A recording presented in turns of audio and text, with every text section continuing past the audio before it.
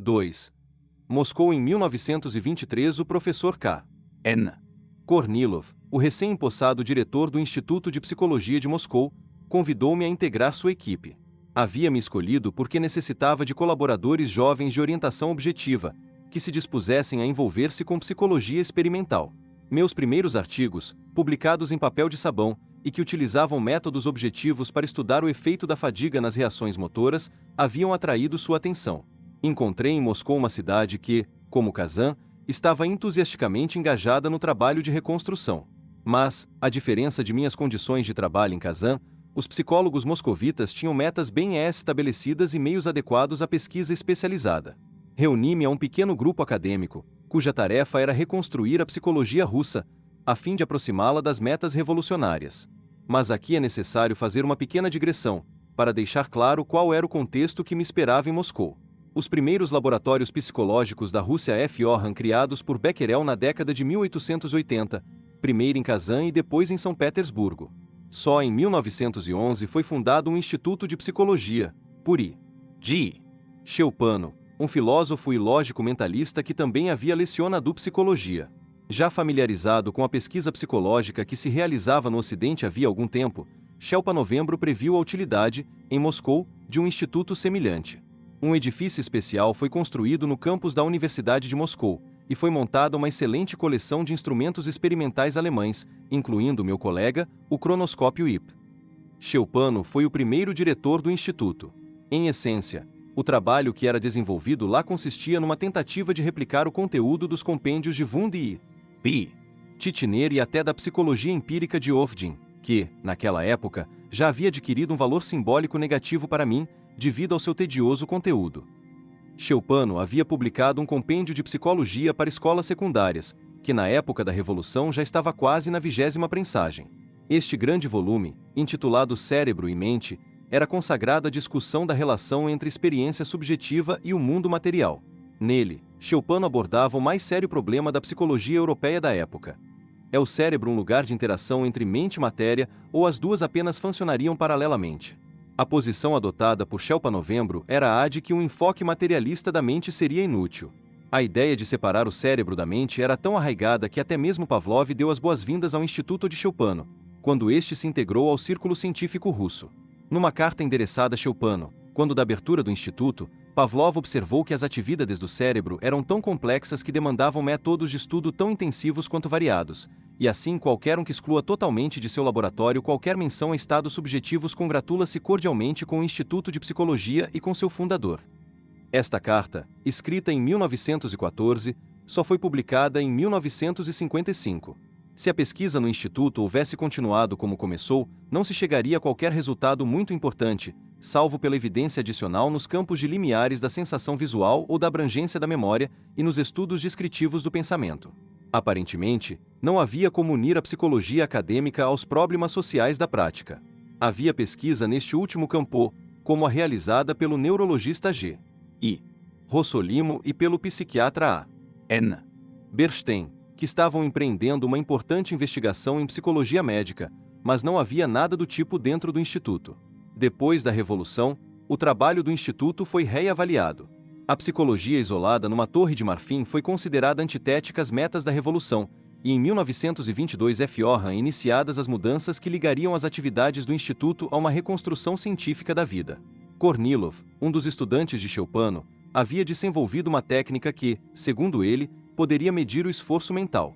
Trabalhando com variações sobre o paradigma do tempo de reação, Kornilov servia-se de um engenhô que media a força e a duração de reações motoras.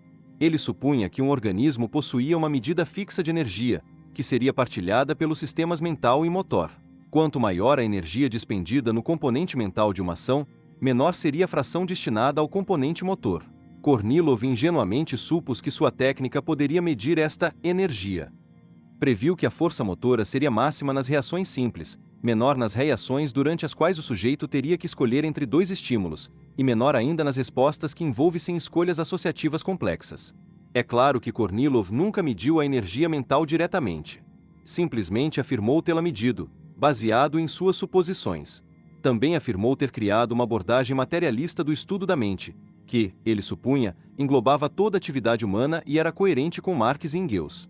Ainda que sua abordagem, que ele denominou reactologia, fosse ingênua, naturalista e mecanicista, parecia conter uma alternativa à psicologia abertamente idealista de Cheupano. Assim, em 1923, Cheupano desistiu do cargo de diretor do Instituto, e Kornilov foi nomeado novo Daertor. A filosofia marxista, um dos sistemas de pensamento mais complexos do mundo, foi assimilada lentamente pelos eruditos soviéticos, entre os quais me incluo. Para falar a verdade, nunca cheguei a dominar o marxismo tanto quanto desejava.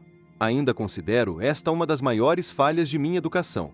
Não deve surpreender, portanto, que embora naquela época muitas discussões evocassem o marxismo, elas não se davam num terreno lá muito sólido. De qualquer maneira, a meta de reconstruir a psicologia sobre bases materialistas, colocada explicitamente por Kornilov, foi na época um passo à frente. Tornou possível dar ao trabalho no Instituto um sentido mais produtivo, e arregimentar hordas de jovens acadêmicos para ajudar na indispensável reconstrução da psicologia. Assim, a razão pela qual meu trabalho era atraente para Kornilov deve ficar clara. Viu em mim um reflexo de seus próprios preconceitos. Quando cheguei, a situação do Instituto era de fato muito peculiar. Os nomes de todos os laboratórios haviam mudado, de modo a incluírem o termo reações. Havia um laboratório de reações visuais, percepção, um de reações mnemônicas, memória, um de reações emocionais, e assim por diante. O objetivo de tudo isto era eliminar quaisquer traços de psicologia subjetiva e substituí-la por um tipo de behaviorismo. O pessoal era novo e inexperiente. Ninguém tinha mais que 24 anos, e poucos haviam passado por um treinamento apropriado. Mas o entusiasmo era geral e era muito grande a variedade de trabalhos feitos sobre as mais diversas reações. Ratos albinos percorriam labirintos. Estudavam-se cuidadosamente as reações motorrais de adultos, e era dada atenção a problemas de educação. Em conjunto com este ativo programa de pesquisa, havia o ensino, já que o Instituto era também um campo de treinamento para os futuros psicólogos. Os jovens estudantes compunham-se de novatos como eu e dos que restavam do currículo de Cheupano. Eu tinha a mesma idade e sabia tanto quanto muitos de meus alunos, então passava as noites preparando textos e demonstrações para as aulas do dia seguinte, na esperança de me manter pelo menos um dia à frente de meus estudantes. Foi nesta época que conheci o jovem Alexei N. Leontiev, a quem desde então estive estreitamente ligado. Entre meus alunos estavam I. M. Soloviev e L. von Zankl, que se tornariam importantes forças intelectuais da psicologia soviética. Talvez a única maneira segura de caracterizar meus sentimentos à época do começo da minha vida profissional seja dizer que eram altamente ambíguos. Tinha grande simpatia pelos esforços do Instituto em desenvolver métodos objetivos de pesquisa. Não conferia grande importância às tentativas de medida de energia mental. O esquema mecanicista de Kornilov era sem dúvida uma hipersimplificação. Mas o interesse que eu já tinha pela psicanálise me ajudou a superar esta ambivalência e a encontrar algo útil para fazer. Cheguei a dar uso a um dinamoscópio, um tubo de vidro em forma de um repleto de mercúrio, que era usado por Kornilov para registrar a força de um movimento numa tira de papel. Nos meus primeiros experimentos em Kazan, havia utilizado um instrumento semelhante para medir a intensidade de reações motoras, e na época havia registrado um fenômeno curioso. Se criássemos condições em que os sujeitos experimentassem a sensação de dúvida, como, por exemplo, fazê-los decidir entre apertar ou não um botão, a linha que registrava seus movimentos assumia uma forma descontínua. A curva suave que era geralmente obtida se distorcia de uma maneira que parecia refletir a incerteza do sujeito. Decidi tentar transformar estas observações piloto num estudo objetivo e experimental do conflito, da tensão e das emoções fortes. Em outras palavras, decidi dar início à minha própria psicanálise experimental, usando a distorção de respostas motoras como um indicador objetivo de conflitos emocionais internos. Um dos componentes da técnica que desenvolvemos era a associação livre, como a usada por Jung em seu Estudos de Associações em Diagnóstico, 1910. Demandávamos do sujeito que se engajasse numa resposta motora simultânea à resposta associativa verbal. Enfatizo a palavra simultânea porque a lógica de nossa abordagem dependia de que os componentes verbal e motor de uma determinada resposta constituíssem um sistema funcional unitário. Só a partir de sua simultaneidade poderíamos confiar que uma reação emocional se refletiria numa quebra do padrão estabelecido pela componente motora do sistema. Demos início a um intensivo período de pesquisas que se prolongaria por muitos anos. Primeiramente, Leontiel e eu conduzimos estudos com estudantes que se preparavam para seus exames. Instruíamos cada sujeito a apertar um pequeno bulbo de borracha com sua mão direita, enquanto mantinha sua mão esquerda relaxada segurando outro bulbo e simultaneamente expressando a primeira palavra que vinha à sua mente em resposta a nosso estímulo verbal. Apresentamos dois tipos de estímulo verbal. Primeiro, havia os estímulos neutros, palavras comuns que imaginávamos não ter qualquer significado especial para alguém que enfrentaria seus exames. Entremeados a esses, havia os estímulos críticos, palavras como exame, fórmula e passou, que estavam ligadas à difícil experiência pela qual passariam os estudantes. Quando estudávamos as associações livres ou os tempos de reação do estudante, sem lançar mão de qualquer outro dado, tínhamos dificuldades em distinguir suas respostas às duas classes de estímulos. Mas se levássemos em conta o componente motor, que mostrava como o movimento voluntário de apertar um bulbo era abalado pela emoção criada por um determinado estímulo, podíamos distinguir com segurança as palavras críticas para aquele sujeito. Então decidimos tentar usar esta técnica para descobrir os complexos ocultos de pessoas. O fenômeno que tínhamos em mente era aquele pelo qual se interessavam Freud e a escola psicanalítica. Experiências carregadas de emoção, situadas muito além dos limites da experiência em si, que motivam e guiam o comportamento das pessoas. Começamos por desenvolver um modelo do problema em laboratório, de acordo com o que, imaginávamos, ocorria na vida real. Para isto, precisávamos distinguir confiavelmente entre respostas a estímulos críticos ou neutros. Nosso modelo experimental funcionava como exposto a seguir. Meu assistente criava uma história que era contada a diversos sujeitos. Uma das histórias, por exemplo, era sobre um ladrão que arrombava a janela de uma igreja e roubava um candelabro de ouro, um ícone e um crucifixo. Os sujeitos eram instruídos a lembrarem-se da história, mas não falarem sobre ela. Então, pedíamos a estes e a outros sujeitos que não haviam ouvido a história que participassem de um experimento, em que responderiam a uma lista de cerca de 70 palavras, 10 das quais eram críticas em relação à história, apertando um bulbo com a mão direita durante as associações livres. Minha tarefa era determinar, a partir dos registros combinados das respostas motoras e verbais, quais eram as palavras críticas, quem conhecia e quem não conhecia a história, e que história era essa. Esse modelo de laboratório funcionou bem. No decorrer do tempo, a aplicação mais extensiva desta técnica fora de nosso laboratório se deu ligada ao sistema de justiça criminal. Em princípio, os psicólogos interessados no estudo das emoções sempre buscaram maneiras de produzir estados emocionais com duração e estabilidade suficientes para serem estudados. Muitas das tentativas anteriores ao nosso estudo, no entanto, não haviam obtido sucesso. Via de regra, estados emocionais agudos, como medo ou repugnância, eram evocados artificialmente no laboratório, disparando-se de surpresa um revólver atrás do sujeito ou apresentando fezes perante seu nariz. Estes métodos tinham dois inconvenientes. Em primeiro lugar, a emoção não fazia parte da situação real do sujeito, sendo apenas um acidente artificial sem qualquer relação com seus propósitos e motivações. E em segundo lugar, estados agudos evocados desta maneira são rapidamente dissipados. Decidimos que uma maneira de superar essas inadequações de nossas pesquisas prévias, e das de outros cientistas, era trabalhar diretamente com pessoas que estavam experimentando emoções fortes na vida real. Escolhemos trabalhar com criminosos confessos ou suspeitos. Imaginamos que se pudéssemos estudar criminosos logo após sua prisão, e a diversos períodos de tempo depois da prisão, como por exemplo na véspera do julgamento, poderíamos observar as emoções fortes que são parte integrante da vida de uma pessoa. Tais situações geralmente produzem diversas emoções intensas, aquelas provenientes do próprio crime, aquelas provocadas pela detenção e pelo encarceramento, e as evocadas pelo medo da punição. Também imaginamos que se tivéssemos oportunidade de estudar sujeitos que mais tarde fossem julgados inocentes, teríamos um grupo contrastante, no qual o medo da prisão e as emoções advindas da incerteza da situação estariam presentes, mas que não teriam qualquer conhecimento dos detalhes do crime. Estes detalhes poderiam ser usados como estímulos críticos no teste motor combinado, e poderíamos utilizar os dados resultantes no sentido de reconstituir os acontecimentos e determinar o culpado.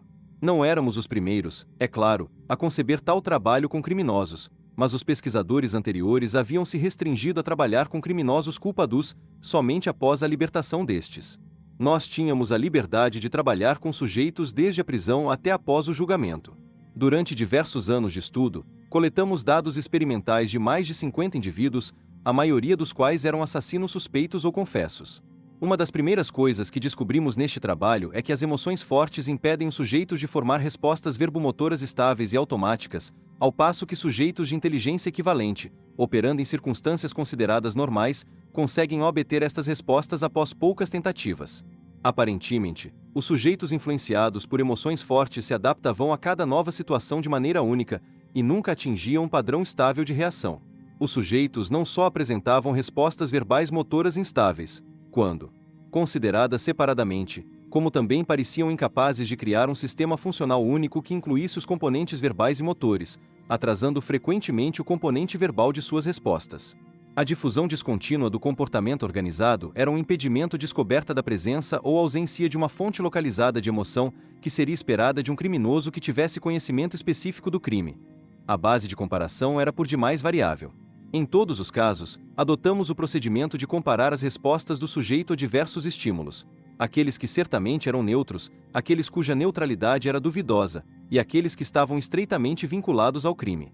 Utilizando este procedimento de comparar as respostas de um só sujeito a diferentes estímulos, frequentemente constatávamos a possibilidade de descobrir o criminoso entre os suspeitos.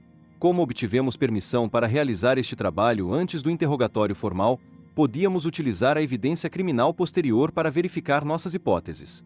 Este trabalho apresentou valor prático para os criminologistas, que obtiveram um modelo primitivo do detector de mentiras. Para nós, representou a realização do objetivo que eu tinha me proposto quando vim a Moscou: aplicar métodos objetivos ao estudo de situações emocionais que fossem parte integral da vida das pessoas. Ainda que fundamento teórico de grande parte deste trabalho fosse por demais simplista, eu considerava muito mais empolgante que a reactologia de Kornilov, que continua desligada dos problemas da vida real. Talvez pelo fato de o estilo deste trabalho ser muito característico da época, a pesquisa granjeou interesse fora da Rússia. Max Wertheimer publicou demois primeiros artigos na psychologische Forschungen. Mais tarde, esta linha de pesquisa chamou a atenção de pesquisadores americanos, um dos quais, Orceli Gant, que havia traduzido o livro de Pavlov sobre os reflexos condicionados, traduziu meu trabalho sob o título de A Natureza dos Conflitos Humanos, que foi publicado nos Estados Unidos em 1932. Agradou-me particularmente que o prefácio fosse escrito pelo eminente psiquiatra Adolf Meyer, que dizia de nosso trabalho: Luria nos apresenta uma verdadeira psicologia, e não tautologias neurologizantes, num contato extraordinariamente próximo com o trabalho de Lache e de outros pesquisadores americanos, verdadeiramente ocupado dos problemas humanos. Ele demonstra uma aplicabilidade dos métodos do laboratório ao ser humano muito mais ampla do que aquela que é geralmente esperada em nosso ambiente intelectual, sem entregar-se a conceitos meramente psicologizantes. Encontrei Meyer pela primeira vez muitos anos depois. Agora, 45 anos após a publicação do livro, permaneço agradecido a este grande psiquiatra pelo apoio moral que deu à primeira fase do meu trabalho. Com a perspectiva de quase meio século, percebo nessa pesquisa valores e limitações. Com ela, atingi minhas primeiras metas, e ao mesmo tempo abri para mim novos caminhos de pesquisa, como as que fiz sobre a afasia e o desenvolvimento infantil, que assumiriam importância central no meu trabalho posterior. Mesmo assim, minhas aplicações iniciais do método motor combinado tinham um valor limitado. Ao mesmo tempo em que representavam uma síntese das técnicas e abordagens que existiam separadas antes de nossos estudos, não levaram a uma reconstrução básica da psicologia enquanto ciência. Esta tarefa gigantesca, que estava além de minha limitada capacidade, se apresentou a mim, inesperadamente, no ano de 1924. Nesse ano conheci Lev Semyonovich Vygotsky. Este acontecimento representou um ponto de virada em minha vida e na de meus colegas da psicologia soviética.